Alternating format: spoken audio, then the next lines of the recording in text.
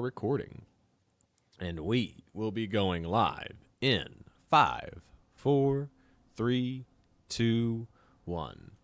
We're live. Good morning, Owasso. This is the Twins with Owasso Live, and this is the Morning Loop. It is currently 8 a.m. like normal. It is about 76 degrees outside. It is hot and muggy out, so be prepared for that. We do have some rain and showers coming in, but that's not until later this evening, right about 5. So right about the time you get off work, expect the rain to be hitting. So with that being said, traffic conditions, it's Friday, non-existent, so no issues there.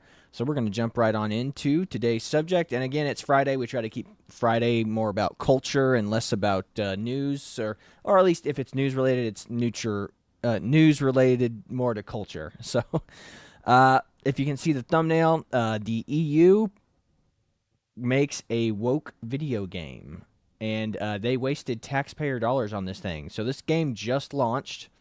It's a AAA game too, right? Like they're considering it a AAA game. Yep. And when a AAA game comes out, you're talking like Call of Duty, we're talking Halo. So millions of people will be playing on launch. Hundreds of people were playing this launch. Not even hundreds, like less. I think it was like what, 80 something. 83 like people were playing this game on launch. Okay, like remember. Tax dollars went to this game. Thank God it was EU tax dollars. It was countries in the European Union's tax dollars that went to this. But they made this game to combat 2016 Trump politics. Like a lot of these game developers were like, we don't like Trump. We don't like him. So we're going to make a game that's diverse and inclusive, and it will... Basically, it's Antifa doctrine is what this game is. Like, you can cancel people in this game. Like, literally, their powers are words. So, because words can hurt people. And you can cancel people with the power of your words. And you can call people racist in the game. And you can... it is ridiculous. Like, the concept of this game is absolutely ridiculous. The soundtrack of this game is pathetic. It's bad. And...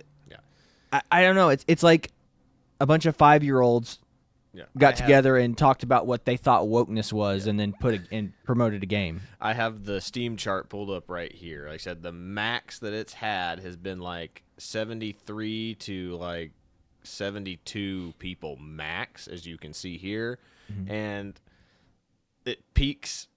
So yeah, 76 all-time high. I take that back. It wasn't even the 80s. It hasn't even broke the 80s yet. Jeez.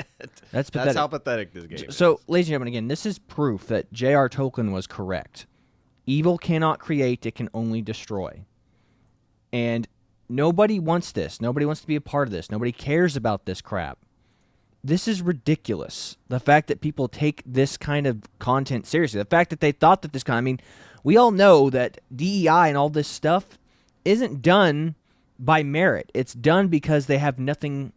They think that this is what's going to make it good. Again, Nike, all these companies, we talked about how they made these articles and they did these surveys where they go, companies are wealthy because they're diverse. And it was the opposite.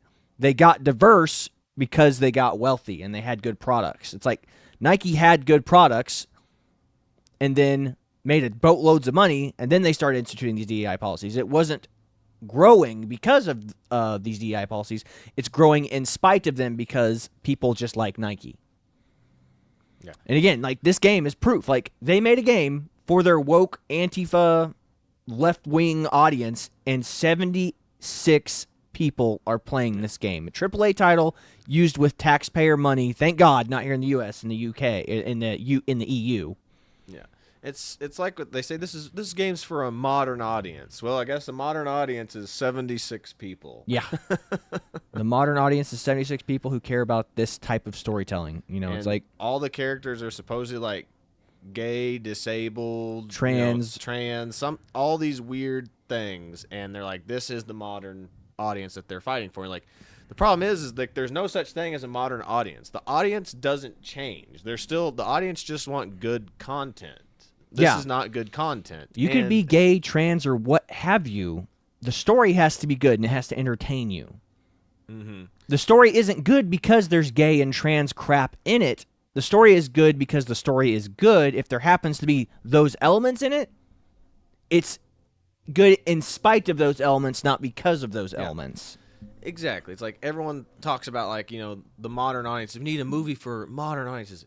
Audiences don't change. Like, there's a reason why the cowboy movie, like, kind of died in, like, the 50s and 60s eras, because people just got burnt out on. They're looking for something different. Mm-hmm. Which is how, like, in, like, the 70s and 80s, like, the horror and action movies kind of took over. Yeah. And then people got sick of that, and it just goes on. It's the same thing. Like, the new big thing was the Marvel, the superhero movies. People are burnt out on superhero movies. Well, and it's not that they're totally burnt out on them. It's just that they can't afford to make them with the people that they want to make them with. Like, they can't afford. I mean, look, they're bringing back Robert Downey Jr. to play Professor Doom. Yeah, Doctor Doom. Doctor Doom, and that might bring some people back in, but they have to have a good story. And like I said, these stories with Captain Marvel, these stories with who are the other ones? Like who are the ones that nobody even watched? I can't remember the name. That's how unmemorable they were. The Eternals. The Eternals. Anybody know what the Eternals are? Because I couldn't even remember what the name of the movie was. Yeah, the Eternals was like the worst performing superhero movie, like, of all time, at least till that point. Again, it's like Disney doesn't get the audience anymore. It's like they just want to prove that diversity, equity, and inclusion is the way. And it's like, it's not the way. You know what is the way? Good storytelling. Like The Mandalorian. This is the way. People lined up to watch The Mandalorian. They liked it. It's same things, like I said. Like, people have said that, superhero movies are dying. Like, well, Deadpool just proved that superhero movies aren't dying. And it also proved that it clearly diversity was not the go-to moment for that movie, because Wolverine and Deadpool are both white men, straight white men. Yeah. Yeah. So it's just dumb, and this whole concept it's falling flat on its face. You can't blame anything on this. Like, the people who should be wanting to play this game are not coming out to play this game. And remember, the same people that are saying we want diversity, equity, inclusion, they were asking for a game like this. 76 of them showed up to play the game. So don't kowtow to these people. Disney, don't kowtow to DEI, equity, inclusion crap. Don't kowtow to people who go, we want more lesbians and gays in movies. Don't kowtow to these people. Well, just write good stories. Well, here's the problem. It's the reviewers. The people who are the reviewers are the people who are asking for this, which the people who are the reviewers, generally speaking, aren't fans of franchises like this. Like, they're the ones who, like, when it comes to franchise films, they critique them the hardest. They're like, there's no soul in this movie or whatever. And they're making movies for film critics. And film critics are seldom correct in their reviews or why the movie's popular. It's like, if you go back and look at all the Academy Awards, remember we were talking about this. We're like, what movie do you remember the most from, like, I'll just use this one as an example of, like, 1996. You know what movie I'm talking about? Probably Titanic. No, Saving Private Ryan. Okay. I'm pretty sure. And it didn't win the Oscar. And like, I remember going through, you can go through a list of the movies that won the Oscar, and the movie that For it Best lost Picture? to is the one that's the more popular and more memorable movie of that generation. It's very strange. Yeah. So it goes to show you the film critics get it wrong regularly. Yeah. And critics aren't the fans. Critics aren't fans. This is another thing that nobody realizes. Critics aren't fans. Yeah. They are people there to be like, hey, your movie is good, but it could be better. Yeah. And again, when it comes to games, too, the gameplay has to be good. And the gameplay, look, you're seeing the screens right now. The gameplay looks terrible. It's like you're interacting with people instead of actually playing and fighting. And then the fight mechanics in the game aren't even good. Yeah, it looks like that Walking Dead game mixed with, like, Borderlands. Yeah. And it just doesn't look good. If you know the Walking Dead game, that game was just basically like a point and tell story game. There wasn't really a lot to the action. It was like, oh no, hit the button whenever you see a prompt like this. Like, yeah, that's and this is what just an interactive story. So that's all it is, So it's not like Halo or whatever where you're actually in control and fighting and having to clear a room. And then the big takeaway again is this was EU funded. So this is a globalist agenda type thing. This is what they want you to play, and it's crap. It's absolute crap, which is another, again, proof that governments will throw money into just the worst possible ideas of all time. It's ridiculous. You look at this game. Pathetic. But yeah, let's go ahead and move on to our next subject here because, like I said, we've wasted way too much time talking about a game that nobody is going to play and nobody cares about. 100%. 100%. I'm just glad that our taxpayer funds didn't go to this crap. But yeah, it's a sad state of affairs whenever. I mean, if I was in the EU, I would be pissed that my money went to go make something like that. And then there was even no return on investment. So sad. Mm-hmm. Well, the next big thing that we can kind of talk about is either the Kamala Harris interview, the 18-minute crappy interview with her vice president, and then there's also the Trump the Jack Smith redoing the Trump allegations. Yeah, speaking of cultural disappointments, we'll go right into, I guess, Kamala Harris's 18-minute interview with her pet, Tim Walz. You know, they thought they were going to be live. They weren't live. It was a kind of recorded interview that they just put out, and it was pathetic. I mean, she didn't really answer any hardball questions, and we knew she wouldn't because she doesn't have any positions. She can't take any positions because the one time she took a position where she goes, we're going to price control, people were like, that's communism. And they're like, Kamala, stop talking. So they're going to make sure that, I mean, again, this is going to be a media campaign. If she wins the election, it will be because she hid and the media ran cover for her. But they don't seem to be running as much cover for her as they did Joe Biden in the last election cycle. But I don't know. If she wins, it's going to be because of the media is going to run cover for her and just keep going with their crazy Donald Trump's evil comparison. But that's about all there is to the Kamala Harris interview. There's nothing to it other than the fact that it was 18 minutes long and no substance. Not live. So the media was clearly going to cover for her. She's proving that she's a political chameleon. She'll just say whatever's popular because she's saying she's going to build a wall. I mean, for the longest time, the Democrats were saying that building a wall was racist and a horrible idea. Yeah, now we can spin walls as a good thing now. Again, it doesn't matter. We'll just say what we have to say in order to win the election. And walls were bad whenever Trump suggested them. Walls are good now that Kamala is suggesting them. So this is what the media will do. They will run it and be like, they'll do puff pieces, and they'll say, yeah, this is a good policy for her. She's going to end the craziness going on at the border, which Trump couldn't ever dream of doing and didn't even try to. And it's just like, are you kidding me? The Democrats did nothing but stonewall him on the border wall. Mm-hmm. So it's pathetic. It's sad. But that's just the way it is. So let's move on to the next subject. Another disappointment is Smith. Jack Smith is a prosecutor who's trying to reopen up the Donald Trump I don't even know what you call it. What do we call that case? It's the Trump felony case. The Trump felony charges against him, except what he's done is he's reworked it to where he's taken out everything where he personally considers it, what's the word? Official duties. So he's trying to get him on the loophole of, well, these weren't official duties, the ones that I'm trying to get him on now. He's resubmitted the document and taken out anything that was done through political methods. So he's trying to get him on anything that he can attribute to a felony that's while he's candidate Trump, not President Trump. Yeah. Because you can't be indicted for something you're doing acting as president, but you can be charged for things not as president or as candidate Trump. And that's what he's done. He's taken out all things that are related to official presidential duties. And technically, Trump was president when he's trying to charge him from that time in November after he lost the election to the transition period whenever Biden took office. He's still technically acting president, but he's trying to weasel, and it's like, weasel his way into being like, well, he wasn't acting officially as the president when he did these things. Yep. So it's just sad. It's just another way to put felony Trump, the Democrats and the media are going to try to be like, felony Trump, still being indicted again, and again, the media will just say, we'll keep promoting this fake news, and they'll say, 36-time felon, Donald Trump, it's like, despite the fact that all those charges have been dropped, but again, the media won't care about that, and then they'll be like, Donald Trump, back on trial again. Mm-hmm. So, it's just sad. It's a sad state of affairs that they're just weaponizing the DOJ again, and you have these bad actors like this Tim, or what is it, Dave Smith? No, it's Jack Smith. Jack Smith. Gosh, there's so many Smiths in the world. But this Jack Smith guy, it's just sad that people like him just can't let go. They're just like, I'm going to make my political career off of this. The Democrats will love me, and they'll put me in cushy jobs for the rest of my days.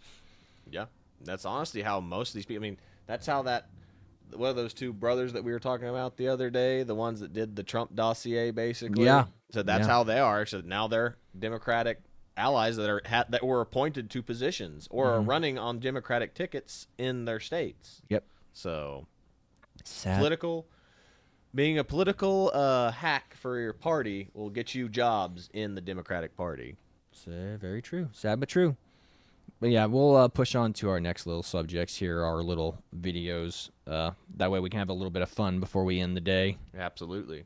Go ahead and play this one right here. Kamala Wikipedia changed her race 23 times is what it says here. Do you believe that Vice President Kamala Harris is only on the ticket because she is a black woman? She was always of Indian heritage, and she was only promoting Indian heritage. I didn't know she was black. I didn't know she was black.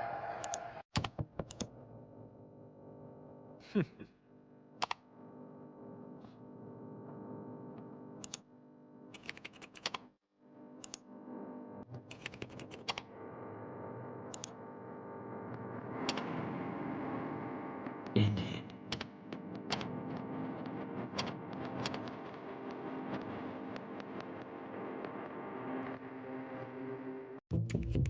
There you go. Do you believe that Vice President Kamala Harris So that is only on the what was ticket that called? That it's like time capsule or whatever, right? Yeah. So you can just go back and see what it said, back in 2012. Yeah. And boom, there you go.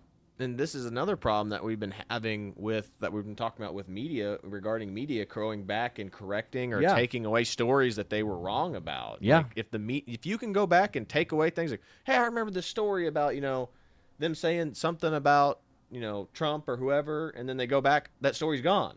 Or Yeah. that story's been edited. What was said here is completely different than what it said, like last week. That has been true. That's been proven true, and it's been happening regularly. Yes, I mean, a great film that is a perfect representation of this incident is the movie Richard Jewell, directed by Clint Eastwood. I mean, the media jumped on a possible, they were like, oh, Richard Jewell is the potential bomber suspect for the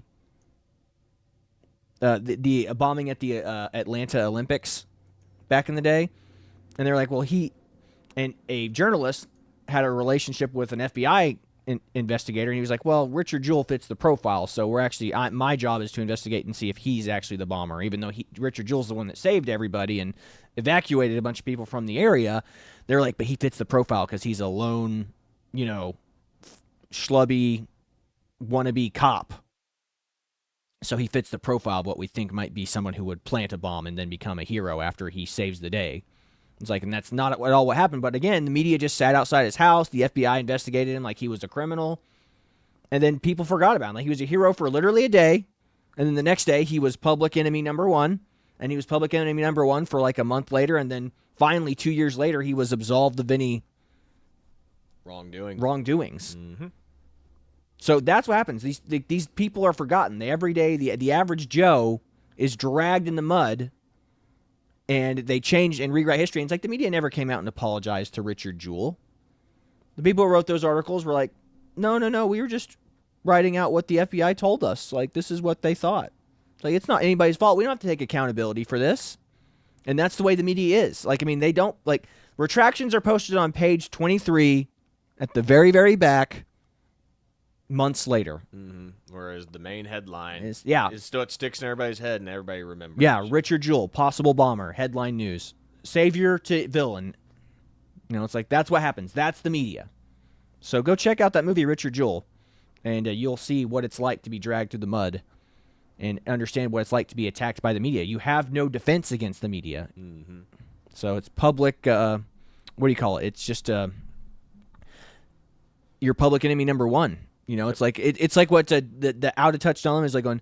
Who is he talking about? It's like he's losing. Oh, it was Jussie Smollett. He was trying to defend Jussie Smollett's not wrong. He's just losing in the court of public opinion. It's like, okay, yeah, you guys are the ones that shape public opinion. And Jussie Smollett put together a incident that happened that was so ridiculous, so stupid, that the entire world could see it for what it was. Mm-hmm. all the roving Donald Trump supporters in Chicago going around in a blizzard in the middle of, like, what, 3 a.m. in the morning? And then you had somebody like Don Lemon sympathizing with him, being like, yeah, it's really not his fault. He's just losing the court of public opinion. We have to try to fix this for him. And it's like, yeah, you're crazy. The fact that you think that you could turn that around for him. The fact that they think they have an obligation to do something like that. It's sad. Oh, yeah. That's tribalism for folks who are in the media and folks in entertainment. Trying to scratch each other's backs. Yep. That's why Don Lemon's not a good person. But yeah, no, so we'll go ahead and do the next one. All right. Next one is this George Floyd one. That Yeah, you sent me. and I saw this, and it was pretty profound. I was like, yeah, this is what I think the Democratic Party thinks of black men, and it's pretty sad. What is the Democratic Party's prototypical black man? These are the black men they are trying to create. So George Floyd has to be elevated. He has to be celebrated. He's perfect to them. He was poor. He was uneducated. He was a drug addict. He didn't have a job. To a white Democrat, this is the perfect black man. Because this is how they see black America. They see us the same way they see George Floyd. And they have to make more of us. You know, John F. Kennedy stood in front of the Berlin Wall in the 60s and said, if you think that communism is great, let them come to Berlin. Well, if you think that the Democratic Party is great, let them come to Detroit. Let them come to Chicago. Let them come to St. Louis. Let them come to L.A., Portland, Seattle, Memphis. Anywhere where they rule, you will see George Floyd's all over the place. And they're proud of them. In Baltimore, Maryland, they spend $21,000 per child. Not one school is proficient in math, science, or reading. But they keep it going every year. Why? Because they're producing George Floyds. Why would you want more people like that? Because he votes for the Democrat Party, and then he teaches his children to vote for the Democrat Party. George Floyd is the Democratic Party's prototypical black man. These are the black men they are. That's well put, well stated. I don't know what you could add to that. I mean, that's what the Democratic Party. I mean, there's proof. I mean, who was it? Jonathan Haidt or Jonathan Haidt? Yep. Did that study where it turns out Republicans or people who are conservative treat black people the same as they treat everyone else. They just go up and they say, hey, this is just, as where people on the left talk down to them, or they'll dumb down their speech for them. They'll be like, oh, yeah, that's great. That's great. They treat them like pets. Or they do like Hillary Clinton and or they'll placate to them. They start speaking like they're one of them. Like, now I like to have hot sauce on my eggs. It's like, Hillary Clinton, no way. There is no way. And then Alexandria Ocasio-Cortez doing the same. Like, all of a sudden she develops like a, Southern black kind of accent. Southern draw for the audience she's talking to. What are you doing? Yeah. This doesn't make any sense. But yeah, that's it. I mean, the truth of the matter is they do not view people as equal to them. Like the Democratic Party has never viewed people of any other race as the same. Like we all should treat each other equally. All see each other the same. It's like, doesn't matter. It's like black person, white person. Again, Martin Luther King. The content of your character is the only thing that matters. Your works and your deeds are what we will judge you by. Exactly. And getting back to it's being a political chameleon again. Like, I'm going to adapt to the audience that I'm at instead of, just being myself near the audience. Yes, and just speaking the truth and speaking plainly. Speak truthfully, speak plainly. People will respect you for that. Not everyone. Like I said, when you tell people what they want to hear, they will love you for it. When you tell them the truth, they will hate you forever. Yep, it's true. But it depends on who you're talking to. If it's people who are willing to hear the truth, then they'll love you for it forever. But if it's people who just want to hear what they want to hear, and if you tell them the truth and the truth hurts them, they will not be receptive to it. Mm-hmm. So anyway, we'll push on to the next video. And this is one of the saddest things I've ever seen. And it's, go ahead and play it and we'll talk about it on the tail end.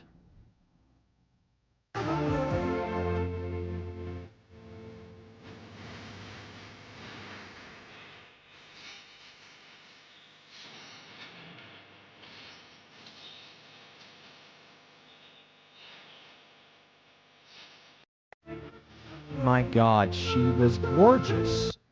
She was gorgeous before she did that. She chopped her hair off to try to look like a boy, and then I think historians, assuming we can get a handle on this crazy woke left-leaning culture that we're a part of, if we can get a hold of that, I think people will look back at this time in history and be like, what was wrong with these people? Why would they allow people to do this to themselves? Who would sit there and say, yes, you should totally destroy your body. I mean, look at her in that original picture with her little beanie on. She was gorgeous. Gorgeous. And then you see these next images and you're just like, I don't know what I'm looking at.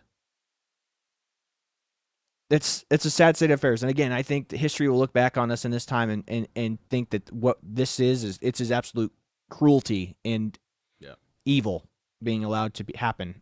Mm-hmm. I mean, at least I can say, I don't know how old she is in that original. It's what, she was 19 in that original one? 19 to 21 You're just, was our next one, and then it's worse and worse after that. So sad. But yeah, I mean, this is what happens when you get on Reddit subforums and you get on Instagram or you get in these LGBTQ or trans groups and they start love bombing you. They go, I think I feel kind of like more masculine. I feel more like a boy. It's like, you're a gorgeous woman. Why do you feel that way? Or what we've learned is like Planned Parenthood does the same thing. Like that girl that was just like, she went there for a consultation. I forget her name. I need to find her and look her up again, but she's a detransitioner now, but she literally walked up to a Planned Parenthood and said, I kind of feel, kind of masculine. And they gave her the max dose. Day one, that day that she walked in, they gave her the max dose of hormones that you could get. Yeah, Planned Parenthood is demonic. The fact that the things that they do is terrifying. And again, these people are groomed in Reddit and online, wherever it be. It could be a Facebook group. It could be a Reddit sub chat. It could be a 4chan. It could be wherever. Instagram even. But they're groomed, and then they're saying, I feel a little masculine. Well, then maybe you should cut your hair. And then all of a sudden they cut their hair and they post a picture of themselves, and they get love bombed by all these random strangers on the internet instead of their family and their community, the people who are around them that actually want. And again, it's like whenever you're dealing with a friend who's dating a girl that's totally wrong for them. I mean, Chad, you can speak to this, but it's like when you're with somebody and you know that they're telling you what they want to hear, and you're telling them the truth. You're saying this person's not right for you. They're lying to you. They've manipulated you, and they've done horrible things. And you say you're not a good match for them. You're not going to fix them.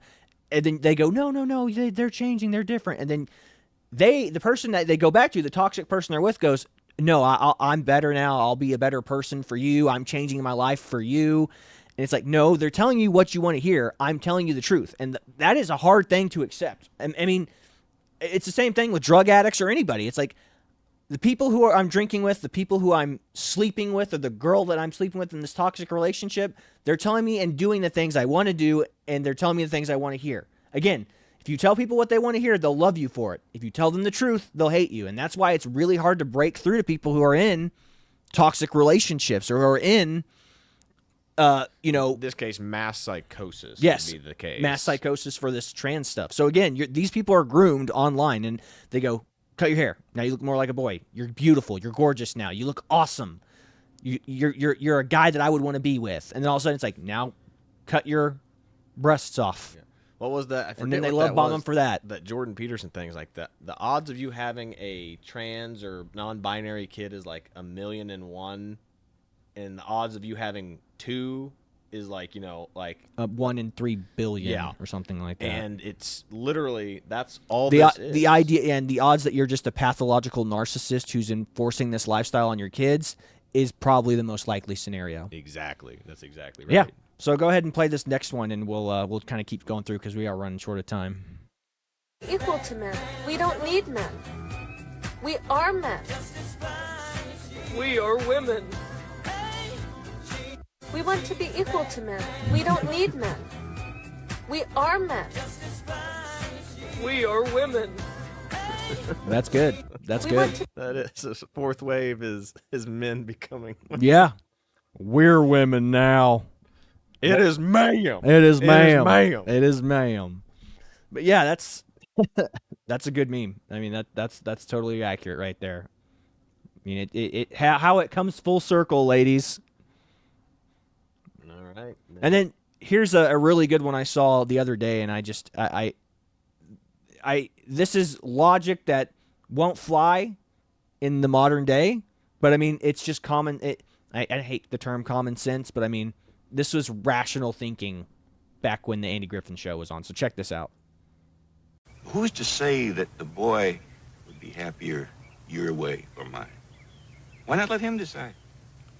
No, I'm afraid it don't work that way. You can't let a young'un decide for himself. He'll grab at the first flashy thing with shiny ribbons on it. Then when he finds out there's a hook in it, it's too late. Wrong ideas come packaged with so much glitter, it's hard to convince them that other things might be better in the long run. And all a parent can do is say, wait, trust me, and try to keep temptation away. Who's to say that... Wow.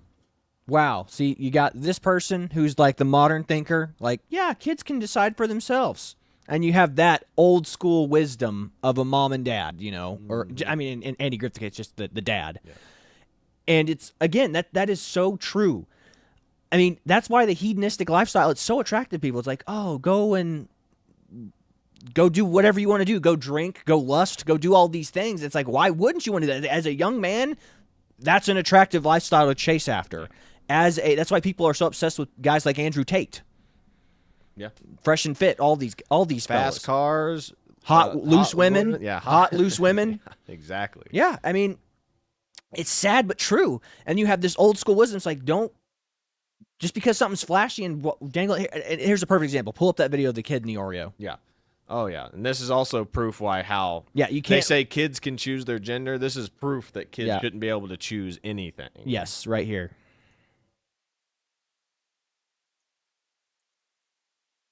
Either have $10,000 cash, or, wait a minute, this, 2 out-of-the-box Oreo cookies. Huh? Are you sure? That's $10,000 cash. Do you want the Oreo cookies? Are you sure? Okay, go ahead and... All right, yeah. Kids should choose their genders. I mean, again, it defies... to any rational person, a kid would obviously choose the Oreo. A kid has no use for $10,000 or is too young to realize that they don't have any use for $10,000. It's like he could have gone out and bought 10,000 Oreo cookies with that. Mm-hmm. But he doesn't know any better because he is a child. And then you have these crazy left-wing Democrats saying kids should choose their gender. That's like a 4-year-old kid. Like, they're saying their babies can choose their gender at like 3 or 4. That's the age that they're saying that kids should be able to choose their gender. That's terrifying. That should terrify anyone.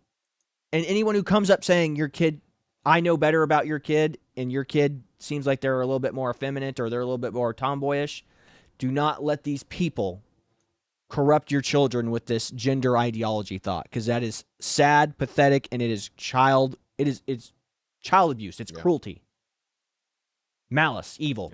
I don't know how else to put it. Hence the love bombing thing. Yeah. Like, that's what even that teacher in Owasso was like, oh, I've got clothes in my closet you can wear. Yeah, you know? I have a changing closet. You can wear a dress if you're a boy, and you can wear jeans and a shirt if you're a girl. I won't judge you. What kind of sexual deviant has, like, women's clothes in their closet? Yeah. In kid sizes. And is not a parent. Creepy, man. That dude is creepy. Yeah. And he taught it. Oh, the 8th grade center here in Owasso. Yeah. And he's probably just. He's in Tulsa now. Yeah, I'm pretty sure he's teaching at Tulsa. He's in Tulsa somewhere. Public Schools now. Said all they do. I said that's the other thing is like teachers unions defend. This is why teachers unions are also very corrupt. Is like they literally they don't get rid of them. They just move them to the next school. We're going to move you a few districts away so no one knows of your anymore. I mean, literally, it's like somebody crapping on the floor, and instead of cleaning it up, they just throw a napkin over it, and they go, see, you can't see it anymore. Literally. That's teachers union's thought process right there. But yeah, go ahead and play this last one, and we will call it a day.